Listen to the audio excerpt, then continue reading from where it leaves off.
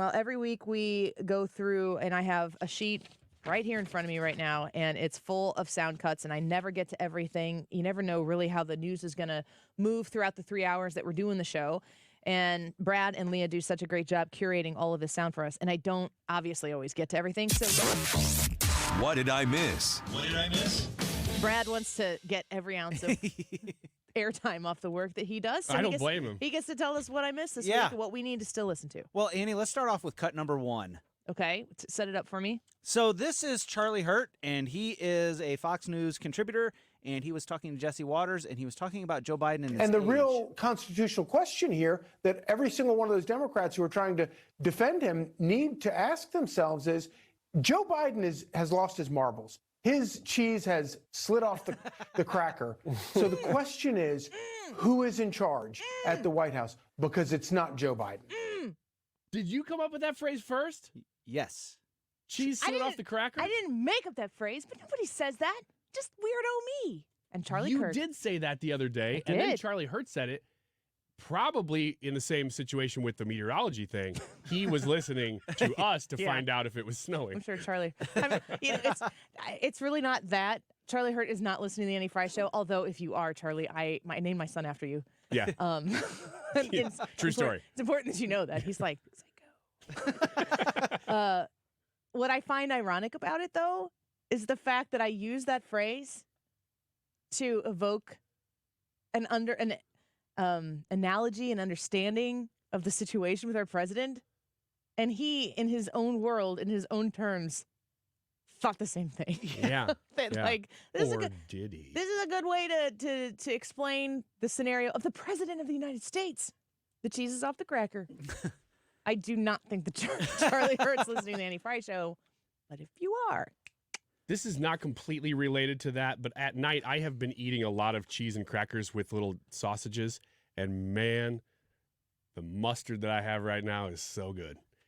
Are we? What I need to know is, was that a literal story that you told, or was that all euphemistic? No, that is me eating cheese and crackers. Okay. And I have a Bavarian mustard that's fantastic. I wasn't thinking that it was something else until you started talking about mustard, and I got uncomfortable. Yeah, that mustard is so good. Is that a euphemism? When I lather that mustard on there. Okay, next story. Next story. Well, this is related to that, but let's go with cut 7. This is Tom Shalhoub talking about what it's like. He has changed. When I first started doing it on Gutfeld, that's back when Greg had his Saturday night show. So, it was a few years ago during the last campaign. And Joe Biden had energy, and he was, confrontational. So he said, come on, man. So it was always it was a lot of that, and I had a little more energy than the regular Joe Biden, but it was basically, you could understand everything he said. Now, as Joe has aged, I've had to change the way that I do it because, Greg and I agreed not to make fun of the stutter because during the campaign, he said, I had a stutter as a kid. It's a disability. So he said, okay, we're not going to do the stutter. But then I realized a couple of years in, it's not a stutter. It's just he can't remember what he's saying.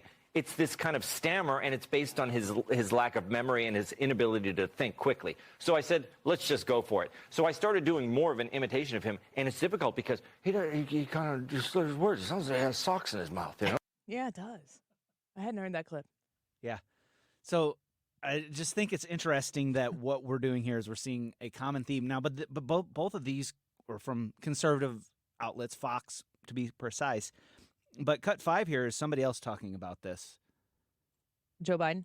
Mm-hmm. Okay. They know it's an issue, but as I like to say, look, it's a legitimate issue. It's a legitimate issue for Trump, who's only 3 years younger, right? So it's an issue. Once you say that, then you have to also talk about what's at stake in the election, and I'm for Joe Biden for re-election on the merits, because I think he's done a really good job as president. The only reason to Hillary Clinton that Joe Biden's age is an issue is because it is also an issue for Donald Trump. It's not a concern.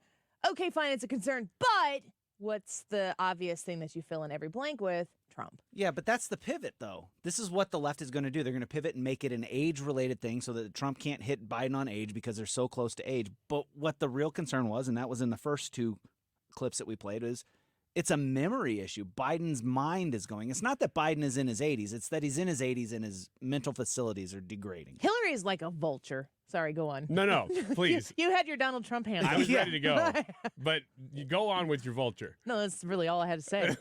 I think that says what I need to say. Well, I was going to say, Annie, Brad, please God, let them make that the issue going into the election. Yeah. Because every American who has two eyes. You don't have to have two eyes. You don't even have to be able to That's see. biased. You can, yeah. I don't want to be an biased. If you can pay attention to the news in any way through any of your senses, you will figure out that one of these men is a little bit more with it than the other. So please feel free to make that the issue, Democrats. Yeah, no kidding. I like how Tom Shalhoub, two clips back, was talking about how. Maybe you can comment on this as somebody who's been in the industry, the TV industry. Yeah, please bring it up. He says he talks like he's got socks in his mouth.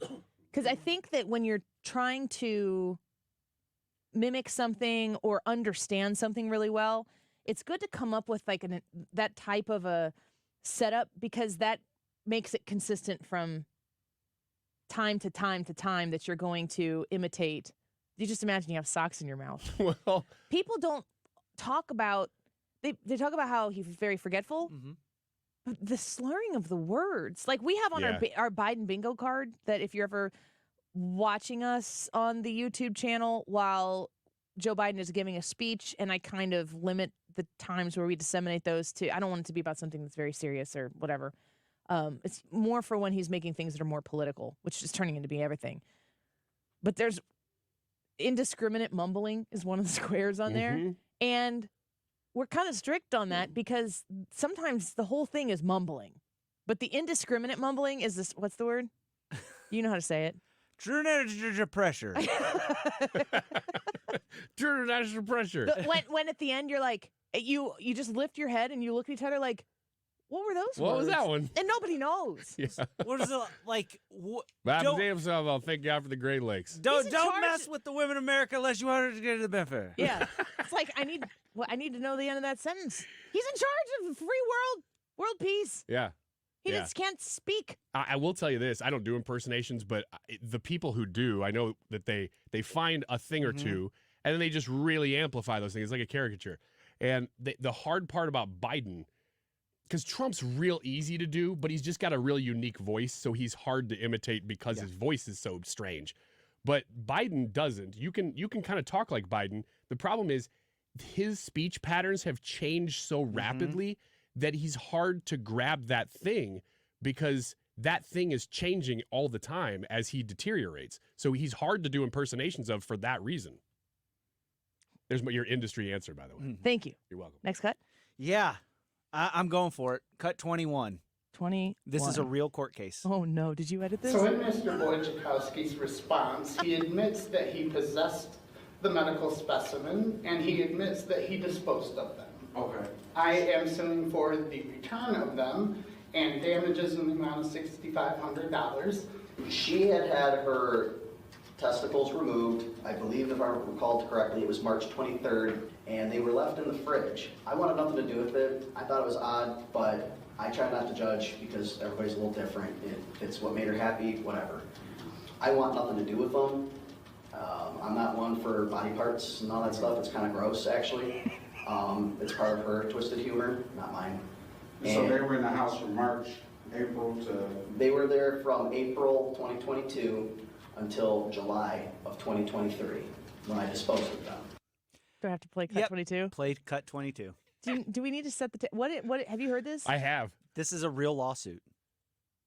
This is like a Judge Judy lawsuit. Yeah, so because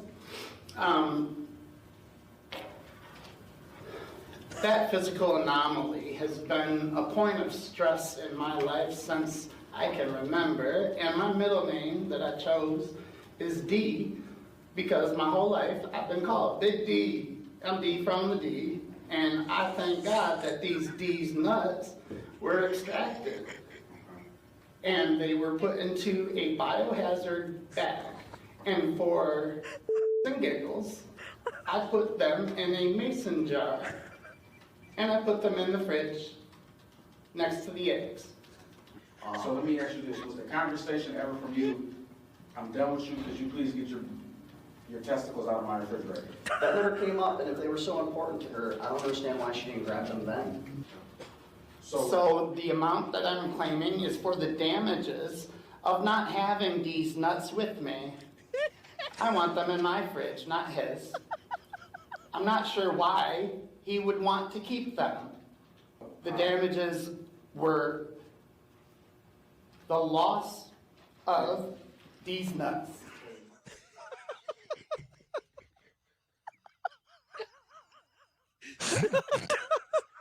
So can we do a setup here of what's going on?